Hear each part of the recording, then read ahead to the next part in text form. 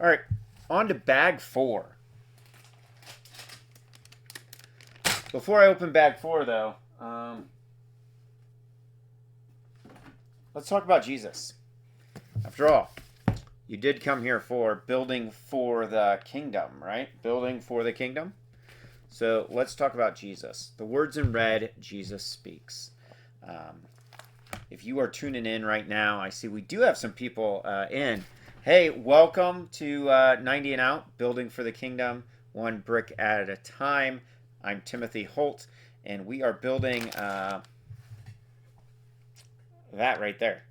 Dory's Sunken Treasure Chest, or Adventure. Sunken Shipwreck Adventure set. But this second hour that we're in this, we're going to be discussing Jesus and the Sabbath. So I'm going to go ahead and read in Luke for now, and then we'll get bags 4 and 5 open. So Luke chapter 6. Now it happened on the second Sabbath. I'm reading New King James. After the first, that he went through the grain fields, and his disciples plucked the heads of grain and ate them, rubbing them in their hands. And some of the Pharisees said to them, "Why are you doing what is not lawful to do on the Sabbath?"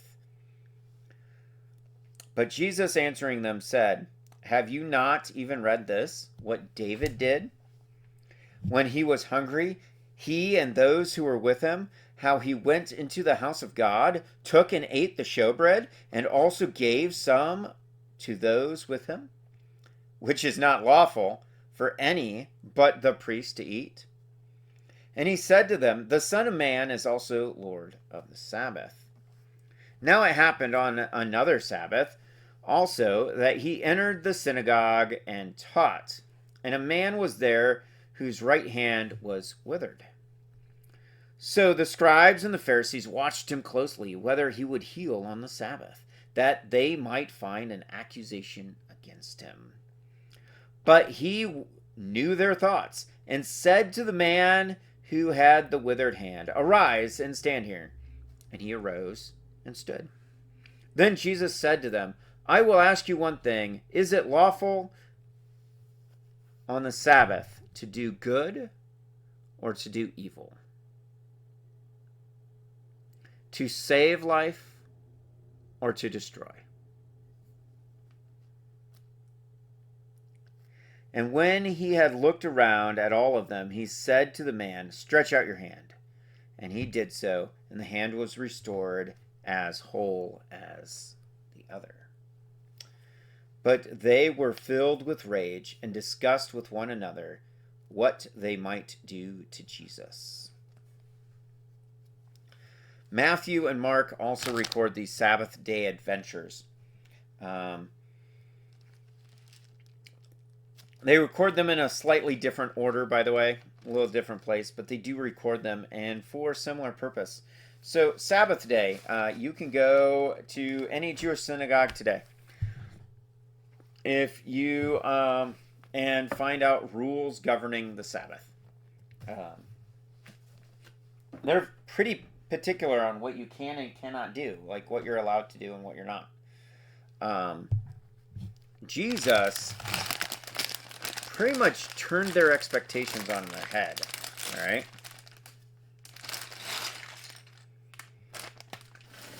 So these are two accounts of what Jesus did on the Sabbath, the day of rest. That's literally what Sabbath meant. And if you go back to Deuteronomy and Exodus, you'll see in the list of 10 Commandments, honoring the Sabbath day and keeping it holy is in there pretty explicitly. They are commanded to do that. Now, with that being said, was Jesus doing work on the Sabbath? Were his disciples? I don't know. Let's find out. If you're walking through a field, modern day, if you walk through a field and you take some grain out of the field, or an orchard and you start picking some of the fruit and you start eating it, we would consider that stealing.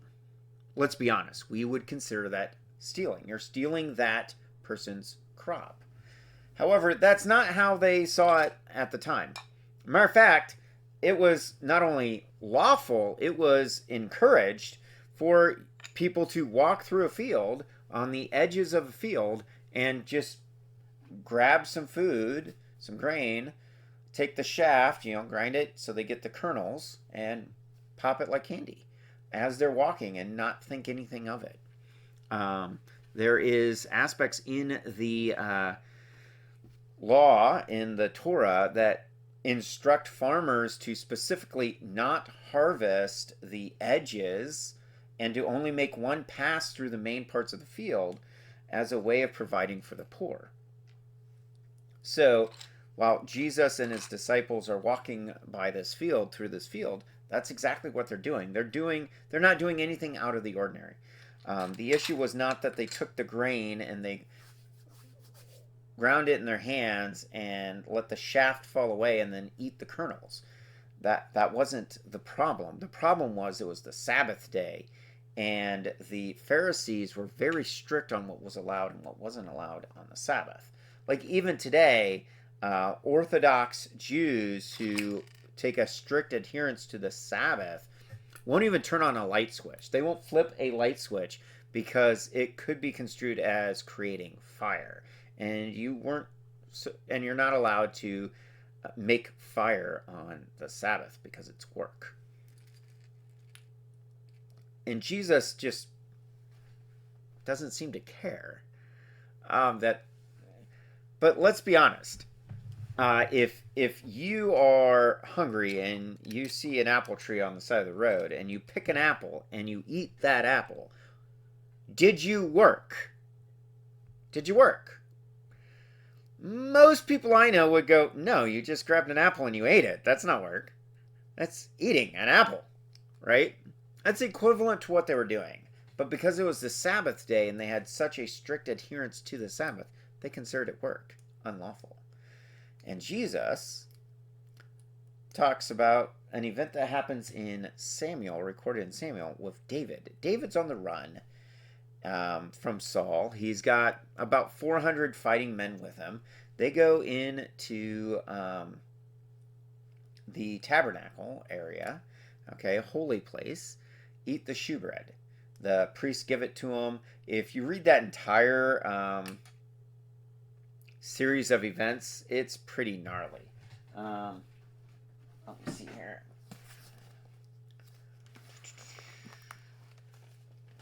Where is it here? 1 Samuel 21. All right, I'm going to turn there real quick.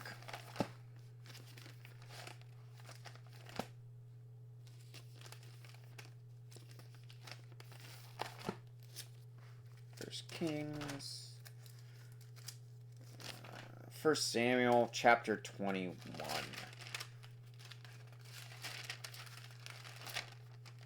Okay, so yeah, you read this section, the chapter before, the chapter after. You've got Jonathan going to bat for David. Jonathan is Saul's son. Saul is the king. Saul's going crazy. And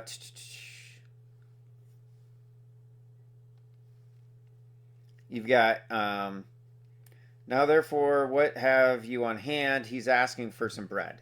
They say 5 loaves of bread and whatever can be found. And the priest answered, verse 4, David, and said, there is no common bread on hand, but there is holy bread. That's the showbread. That's what Jesus is referencing. The only people who are allowed to eat that bread, by punishment of death, by the way, were the priests. No one else was allowed. You can read that in Leviticus. If you're following our series through the 1-year chronological Bible, we just covered that in the last couple of weeks.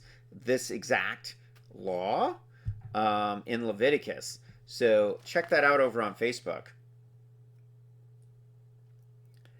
Then David answered the priest and said to him, truly, women have been kept from us about 3 days since I came out, and the vessels of the young men are holy, and the bread is in effect common, even though it was consecrated in the vessel this day. So the priest gave him holy bread. For there was no bread there but the showbread, which had been taken from before the Lord, in order to put hot bread in its place on the day when it was taken. Now, a little bit of context there. So every day in the tabernacle, that's the temple they're referring to, by the way, is the tabernacle.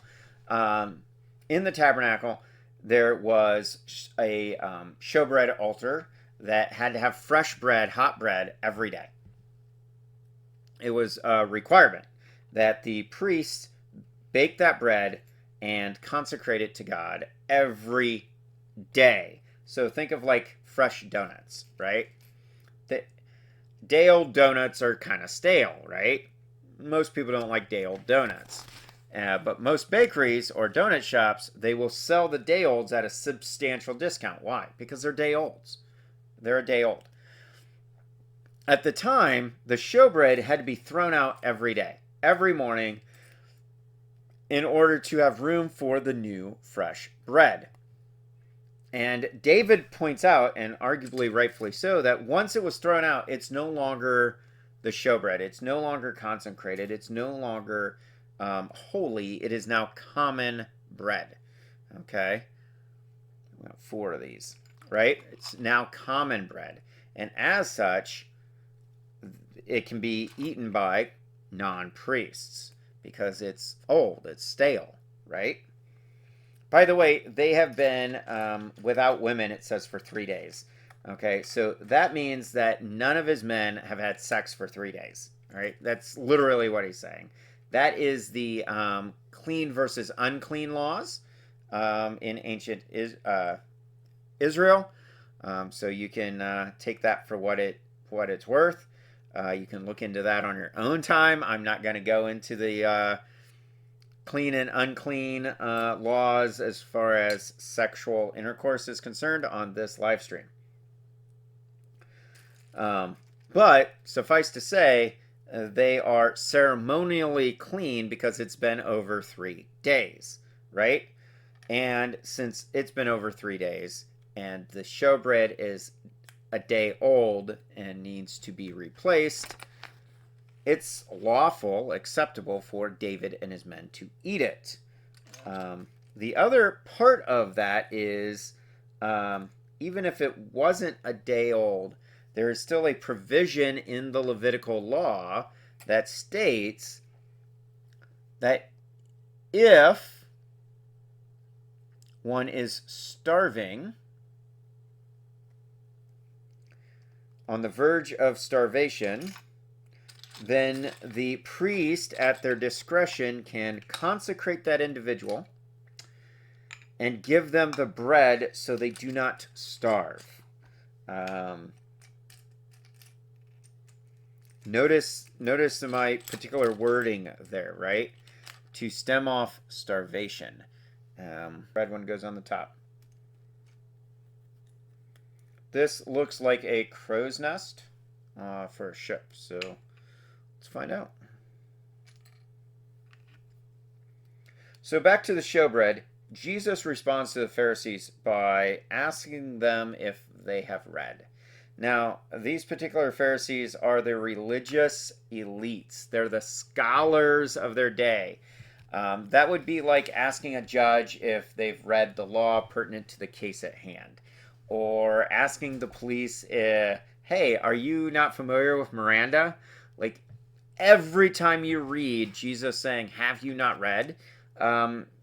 It's most likely insulting. He's definitely speaking to someone who should know, okay? Who should have read that. Not only should they have read it, but they may or may not have it memorized, all right? Oh, this actually is part of this build. Fascinating. Okay. Sure. So, Jesus asks them, have you not read? And they don't really answer. They get mad. I know in personal experience, I've had people who I thought should know certain things, and I said, hey, don't you know this? And they got pretty mad. Yeah, so I can understand that. For some reason, they thought I was treating them like they were dumb. And I get the impression here that Jesus is, well, pointing out that for every rule there is an exception. Also, I think he's pointing out the absolute religious absurdity of, hey, if you pick an apple and you eat it, you're working. Yeah, I don't think any of us would consider that work. There's another time that I didn't read, where Jesus on the Sabbath day tells a guy to pick up his mat and go home. Now, how many of you watching this would consider that work? Say you pick up a bed at say, I don't know, Mattress Liquidators or something, and you take it home. Would you consider that working? Like a day of work? Going to work? Probably not, right? I wouldn't. I would not consider that work, like, at all. And it's pretty clear Jesus doesn't either. Like, his disciples are not doing anything uncommon, nor are they doing anything that would not have been otherwise not allowed. Okay? The only reason the Pharisees got upset that day is because it was the Sabbath day. Woo-wee. And someone might say, big whoopee deal, right?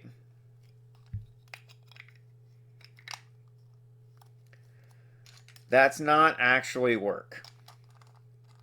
And here with the guy with the withered hand, they did not care that this guy who had a withered hand couldn't use his hand, can now have full use of his hand.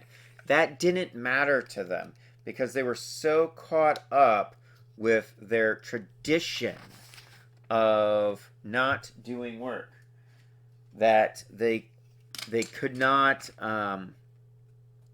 see the benefit this man had.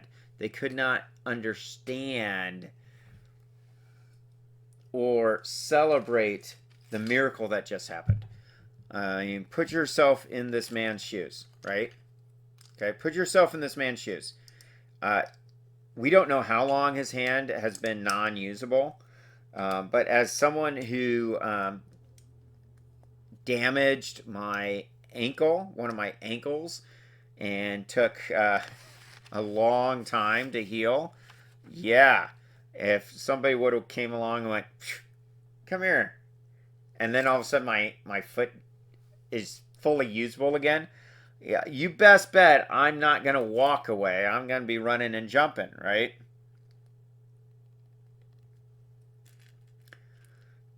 Same thing here. It says he picked up his mat and he went leaping and dancing. Well, yeah. What do you think this guy with the withered hand did? Do you think he just went, oh, okay, I guess I'll just go home? Probably not. Like, he's probably excited, right? Take my son. My son was involved last month in a motor vehicle collision, end of January, and he has a fractured spine. Pretty extensive fracture. He's got some hardware going on, and I guarantee you, if somebody walked up to him and said, stand up straight, take off that brace, you're healed, and he actually was healed, he would be a very excited man, okay? He's 18 and he can't bend over. Trust me. But they're mad. It says they fumed with anger how they would catch him. Wow. I mean, how much of a... How much do you have to be ingrained like that and hold fast to a tradition to not rejoice with someone who was just healed? I don't ever want to be blinded or somehow immune to the excitement and thrill of someone being healed. There's a reason why we say the Pharisees were not fair, you see, because they had rules for thee, but not for me. They are that archetype, right? They're presented that way. They got so used to and so accustomed to their tradition that they lost sight of the law, what the law was actually for. The law was actually for benefit and liberation. It was not for restriction and condemnation. It was to set the ancient Israelites apart from everyone around them, not to burden and be over extensively burdensome to the people. It was to set them free.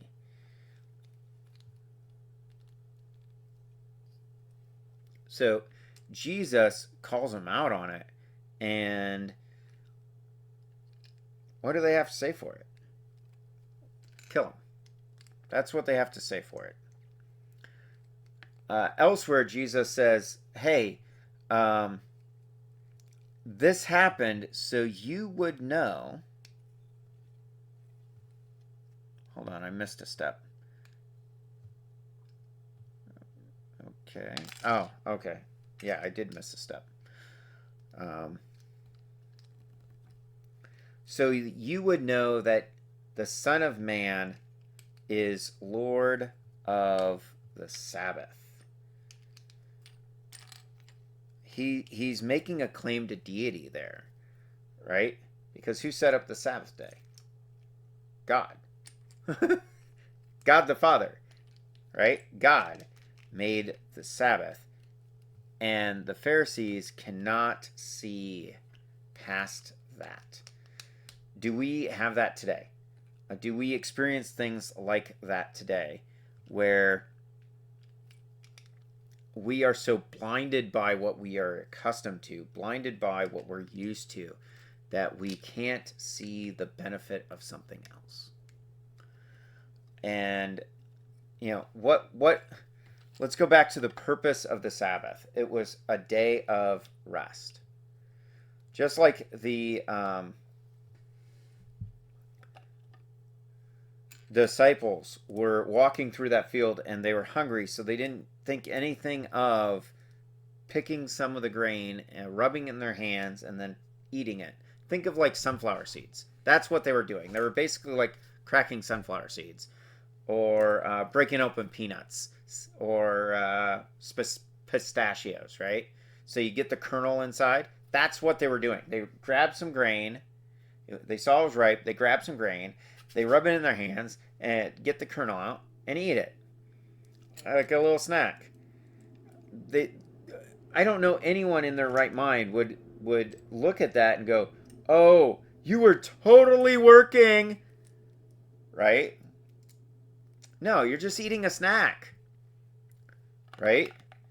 I mean, today we would look at it like, oh, they're stealing, but at the time they weren't. That was actually left in the field for that purpose. And Jesus just calls out the Pharisees for their absolute hypocritical nature. There's elsewhere where he's doing stuff on the Sabbath, and he says, is it, even here, Luke echoes that. Is it lawful to do good or evil? Is it lawful to do good or evil? To give life or to destroy? How much simpler can you be, right? How much more overt can you be in your response, right? In both of these cases, the little snack is giving them nutrients, right? For the disciples. And then you have, with the second example, you have a man who can't use his right hand. By the way, 90% of the population is right-handed. And this man can't use his right hand at all. It says it's withered, not usable, and Jesus heals him. Is it lawful to do good or evil on the Sabbath? Answer me that. Because that's pretty much what Jesus is saying. The first time he goes, have you not read about David and his men eating what was not otherwise lawful?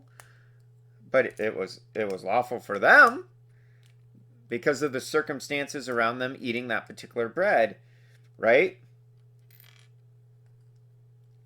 And then here, with this guy, the second guy, is it lawful to do good or evil? Ask yourself that. Is this something that we should be doing? Is this good? Is it beneficial? Is it of a good report?